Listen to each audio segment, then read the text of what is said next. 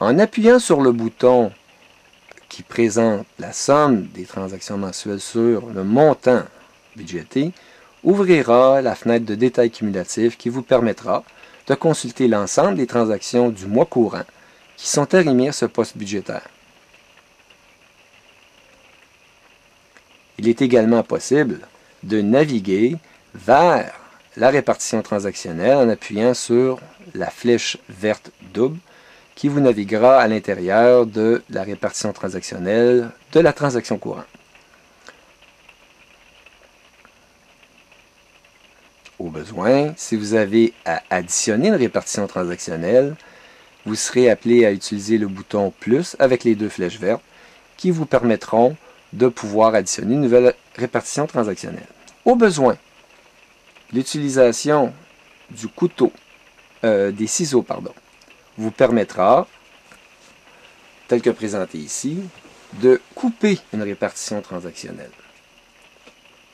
Ce montant sera retranché de la transaction et permettra de pouvoir, comme dans l'exemple qu'on a vu de 102 $, couper un montant d'une transaction en deux. Dans le cas présent, on aurait pu le faire par la répartition transactionnelle ou, comme on l'a fait dans l'exemple de la formation avant, le faire au niveau de l'écran transaction. Il est donc possible, les ciseaux vous apparaissent donc autant sur l'écran transaction qu'à l'intérieur d'une répartition transactionnelle. À vous de l'essayer avec le cours démo. Vous trouvez ça très intéressant.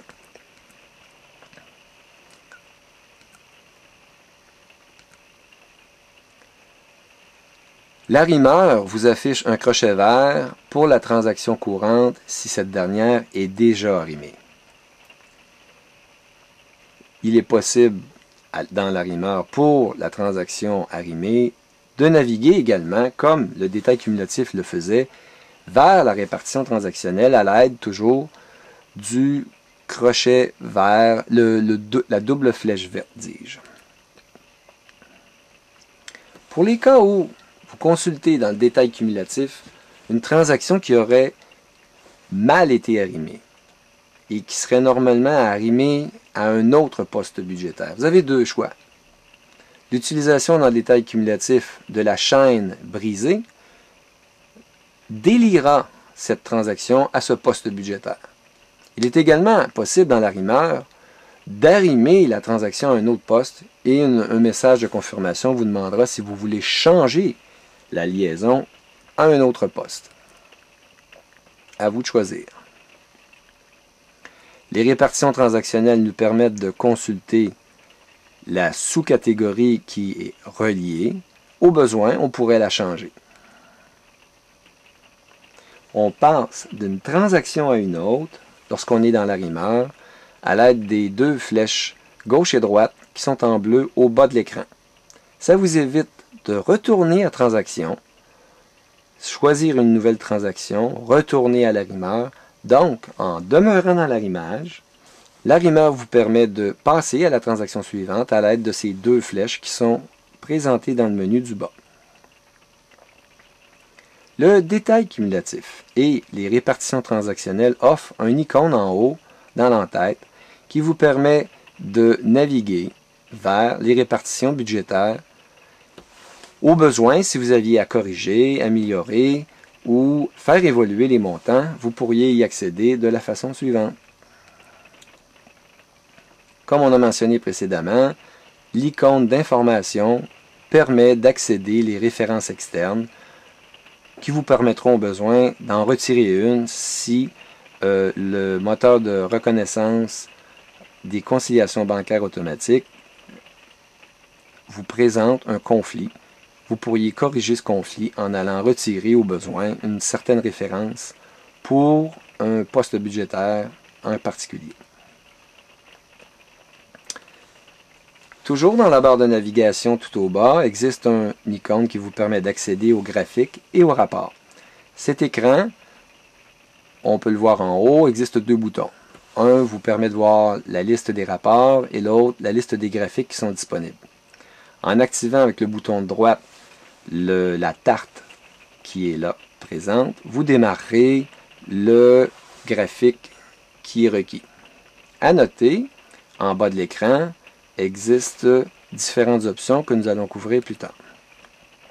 Donc, à l'intérieur de l'écran graphique, vous serez appelé à sélectionner également la période pour laquelle le graphique doit être affiché.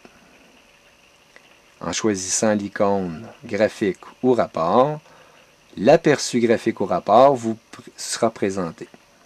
Écran graphique de présentation aperçu, vous pouvez retourner le mobile. C'est la seule écran d'ailleurs qui est retournable, qui vous permet de consulter l'information dans un format retourné. Donc, en faisant pivoter l'appareil mobile, vous aurez probablement une présentation plus appropriée, rectangulaire, qui vous permettra de plus facilement consulter l'information en question.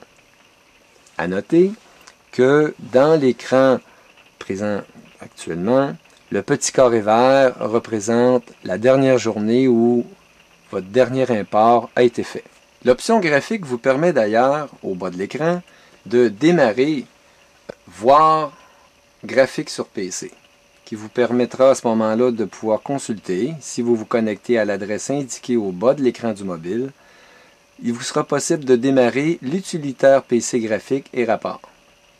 Donc, dans votre PC ou votre Mac, en vous connectant à l'adresse indiquée, il vous sera possible de voir les mêmes graphiques que vous voyez sur votre mobile, mais cette fois-ci sur un écran beaucoup plus large. D'ailleurs, vous pouvez ajuster la hauteur et la largeur de chacun de ces graphiques-là. Il vous sera donc possible de les imprimer au besoin, voire même de les sauvegarder. Pour terminer, la dernière fonction de l'application, réinitialiser la base de données, vous permettra de remettre à zéro l'ensemble des informations qui sont chargées dans votre application.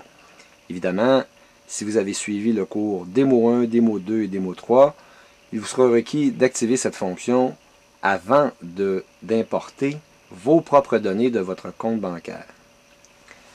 Nous en profitons pour vous remercier de l'intérêt que vous avez su nous conférer et je vous invite à suivre les cours de formation Démo 1 et Démo 2 et de pratiquer avec ces données que vous pourrez télécharger d'ailleurs à partir de l'utilitaire d'import en les téléchargeant, en gardant enfoncé le bouton Contrôle et le bouton droit de la souris qui vous permettra de sauvegarder à l'endroit désiré le fameux fichier Démo 1 CSV, Démo 2 CSV et Démo 3 CSV. En pratiquant à l'aide de ces différents fichiers, vous saurez parfaire vos connaissances, vous rendre beaucoup plus familier avec l'ensemble des possibilités, comme vous pouvez le voir, qui sont majeures. Et le premier mois sera probablement relativement exigeant de votre part. Tous les autres mois subséquents vous prendront moins de 3 minutes faire votre conciliation bancaire, puisque l'écran de transaction vous présentera le bouton de confirmation au bas et avec lequel vous aurez qu'à activer et de confirmer en disant oui, c'est effectivement le bon poste budgétaire que Bankcase me recommande et vous passez à la transaction suivante en confirmant à nouveau et en confirmant à nouveau. La conciliation bancaire vous prendra moins de 3 minutes mensuellement, nous vous en assurons. Pour terminer, si vous éprouvez des problèmes avec l'application, nous vous invitons à nous écrire à l'adresse suivante support@sechem.ca.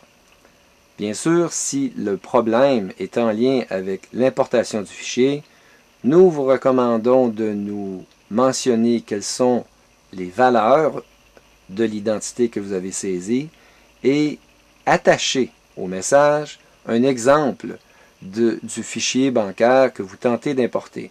À partir de là, il nous sera beaucoup plus facile de tenter d'identifier la problématique et au besoin de corriger notre application si c'est requis.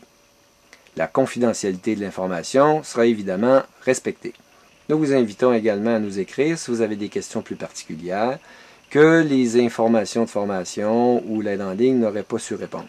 Toutefois, nous vous demandons de comprendre que si un nombre trop important de messages nous sont envoyés, nous aurons à nous concentrer sur les messages d'urgence a priori. Sur ce, Sechem Informatique en profite pour vous remercier de la confiance que vous nous avez accordée.